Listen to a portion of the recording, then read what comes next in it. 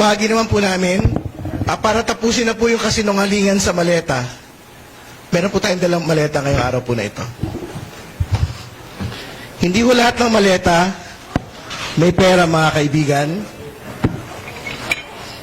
Yung iba po, may mangga at peluka.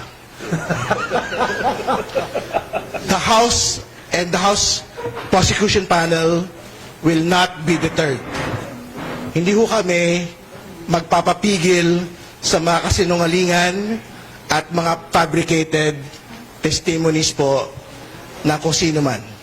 Tuloy po ang impeachment trial, ilalatag po ng Kamara, ilalatag po ng House Prosecution Panel, yung pong lahat ng mga ebidensya laban kay Vice President Sara Duterte, yung AMLAC reports, yung pong NBI reports, yung pong video documentation ng pagbabanta laban sa Pangulo. So bumalik ho tayo sa usapin.